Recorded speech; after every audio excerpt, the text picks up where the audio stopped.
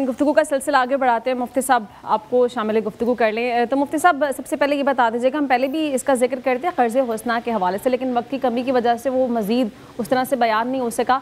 ये टर्म है क्या और जो ये करता है उसके लिए क्या इनामात, किन इनामात का ऐलान किया गया?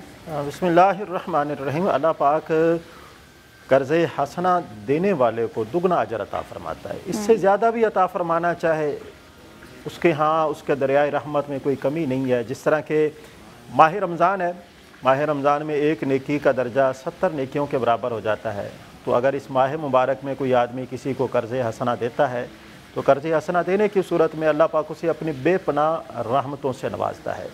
हमारा दीन हमें इस हवाले से भी हमें तालीम देता है कि दूसरों का दस्तो बाजू बना जाए, दूसरों की ज़रूरियात को पूरा करने का अहतमाम किया जाए। अगर हमारे पैसों से यानी हमारे दिए हुए माल से जो हकीकत में हमारा नहीं है वो अल्लाह का है और अल्लाह की ही अमानत है, अगर हमने अल्लाह के दिए हुए माल में से जो उसने अता फरमाया उसके बंदों पर खर्च करेंगे तो एक तो उनकी ज़रूरियात को पूरी होंगी।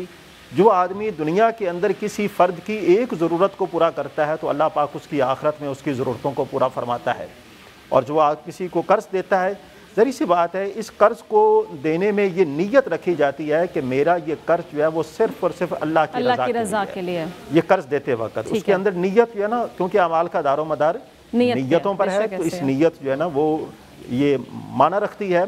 तो जब वो ये कहता है कि मेरा ये अमल जो है वो सिर्फ़ और सिर्फ अल्लाह की रज़ा के लिए है, तो जो काम अल्लाह की रज़ा के लिए किया जाए तो फिर उसका अजर भी अल्लाह पाक अता फरमाता है। तो ये बहुत अच्छी सूरत है मुआशरे के अंदर, मुआशरे के जो तंगदस्त और गरीब गुरबा लोग हैं उनकी मुआवनत करने का और उनकी मदद करने का।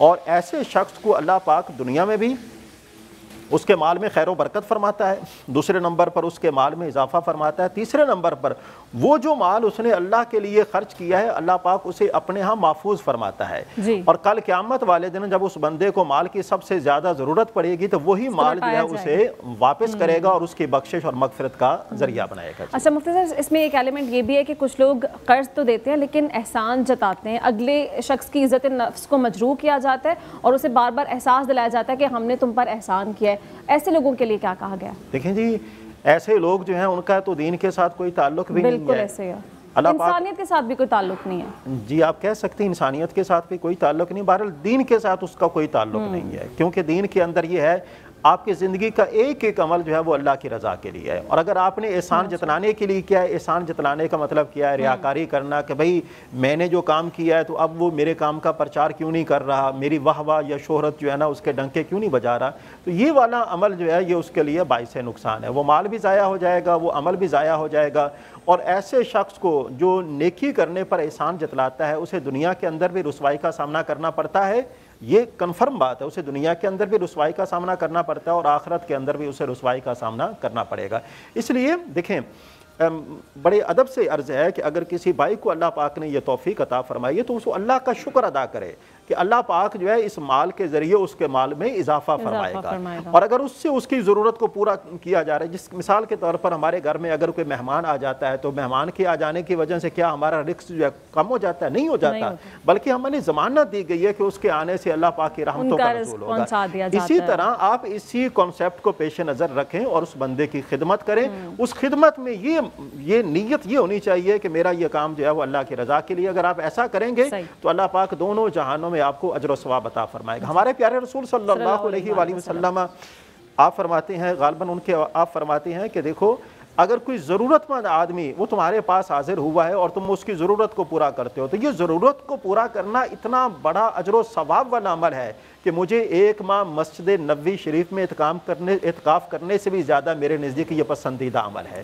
तो हमें चाहिए कि अल्लाह की रज़ा को हासिल करना चाहते तो रज़ा का बेहतरीन ज़रिया जो है वो मखलूक खुदा की ज़रूरतों को पूरा करना है। इसको जो करने वाले हैं अल्लाह पाक उनको दोनों जहानों में शादो आबाद। इससे बड़ी इबादत भी मुझे लगता है कोई भी नहीं है।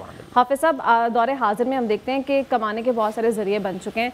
उनमें से एक काम है कि कमीशन बेस्ड जॉब्स होती हैं। उसमें होता है क्योंकि लेन देन के तकाजे भी, इस पर भी ज़रा एलेबोरेशन हो जाए तो अच्छा है। होता ये कि जो कीमत तय की जाती है वो उन्हें दी नहीं जाती, या तो वक्त पे नहीं दी जाती या तो दी ही नहीं जाती है। तो ऐसे लोगों के लिए भी पकड़ होगी उनके बीच। देखिए, सरकार सल्लल्लाहु ताला अलैहि वसल्लम की हदीस मुबारक है कि मज़दूर का पसीना खुश्क होने से पहले उसकी उजरत उसको दी जाए। آج کل ہم دیکھتے ہیں کہ بہت سارے آرگنائزیشنز، بہت ساری کمپنیاں، بہت سارے .com ایسے ہیں کہ جو اپنے ایک پالیسی ڈاکومنٹ بنا لیتے ہیں جس کے اندر یہ لکھ دیتے ہیں کہ جی 2 مہینے کا یا 3 مہینے جب آپ ریزائن کر کے جائیں گے تو لیٹ سے جو آپ کا کمیشن آپ کو نہیں ملے گا جتنا بنا ہوگا. نظریہ ضرورت کے تحت اس کو تبدیل بھی کر دیتے ہیں. دیکھیے آپ کی ضرورت کی وجہ سے شریعت تبدیل نہیں ہوگی. سرکار صلی اللہ تعالیٰ علیہ وآلہ وسلم کا ارشاد ہے بہت خوبصورت، آپ نے فرمایا کہ اگر کوئی شخص یعنی دنیا کے اندر اپنی دیت کے معاملات طے کر لو ورنہ قیامت والے دن قصاص ہوگا.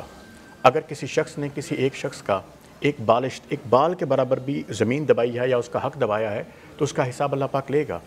حتیٰ کہ اتنی سخت بات بھی اس کے اندر موجود ہے کہ حدیث کا مفہوم میں آپ کے سامنے بیان کرتا ہوں کہ قیامت والے دن قصاص ہوگا. حتیٰ کہ ایک سینگ والی بکری نے اگر ایک بغیر سینگ کی بکری کو، پنجابی میں کہتے ہیں نا ٹوڈ بھی مارا ہے، اگر اس کو سر بھی مارا ہے، اس کو زخمی بھی کیا ہے تو وہ بھی بکری بھی حساب دے گی. تو آج کل آپ دیکھتے ہیں کہ اپنے سے مظلوم پر یا کم طاقتور پر آپ نے اب دنیاوی طور پر ایکچولی لوگ بن جاتے ہیں زمینی فرعون، اور ان کو لگتا ہے کہ اس وقت ہم دنیاوی طور پر طاقتور ہیں تو ہمارا جو پالیسی ڈاکومنٹ ہے وہ سب کچھ ہے. جی سمجھے بغیر کہ آپ اللہ پاک کی شریعت کے اگینسٹ جا رہے ہیں اور آپ نے اگر یہ 1 روپیہ اگر اس کے حقدار کو نہ پہنچایا تو گیا قیامت والے دن آپ کے گلے میں توق ہوگا. اور ڈرنا چاہیے اس شخص سے کہ جس کے پاس اللہ پاک کے علاوہ کوئی شخص موجود نہ ہو جس کو وہ شکایت لگا سکے، کیونکہ جو مظلوم ہوگا، جو دنیاوی طور پر ان کا مقابلہ نہیں کر سکتا، وہ اللہ اور اس کے رسول کو شکایت تو لگائے گا نا.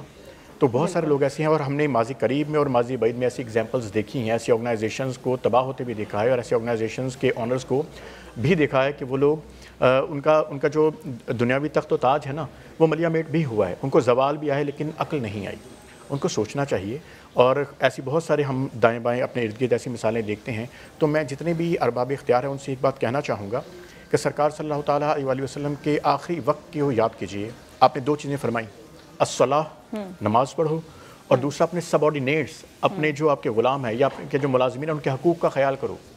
سرکار دنیا سے جا رہے ہیں اور اپنے سب آرڈینیٹس کے حقوق کا کہہ کے جا رہے ہیں. حافظ صاحب ایک پوائنٹ اور ہے اس میں، یہ بھی ذرا مختصر بتائیے گا کہ ہوتا یہ کہ کچھ آرگنائزیشنز میں یہ کیا جاتا ہے کہ آپ کو پتہ ہے کہ ہم اپنے امپلائیز سے یا جو بھی ہمارے کام کر رہے ہیں ان سے کام جتنا لے رہے ہیں اتنا ان کو پے نہیں کر رہے ہیں. آپ کو اس بات کا علم ہے لیکن اس کے باوجود ان کی جو اجرت ہے یا تنخواہ ہے وہ آپ پوری نہیں دیتے ہیں، لمیٹڈ دے رہے ہیں، یہ ادراک ہونے کے باوجود کہ کام ہم ان سے زیادہ لے رہے ہیں. ایسے لوگوں کے لیے کیا کہا؟ دیکھیے اگین شریعت کسی کے لیے نہیں بدلے گی. جب سرکار صلی اللہ علیہ وسلم نے فرما دیا نا کہ مزدور کی اجرت اس میں پوری بات آ جاتی ہے کہ ایک امپلائر کو، ایک آنر کو پتہ ہوتا ہے کہ اگر میں یہ کسی سے یہ ٹاسک لے رہا ہوں، یہ کام لے رہا ہوں تو اس کے کتنے پیسے ہونے چاہیے، اور اگر وہ یہ کام دے رہا ہے تو اس کے دل میں یہ بات کھٹکنی چاہیے کہ میں نے اس کا جواب اللہ پاک اور رسول اللہ صلی اللہ علیہ وسلم کو دینا ہے، کیونکہ اس کے بارے میں دین بہت واضح ہے. اور اگین آپ کا کوئی پالیسی ڈاکومنٹ شریعت کے ڈاکومنٹ کو سپرسیڈ نہیں کر سکتا.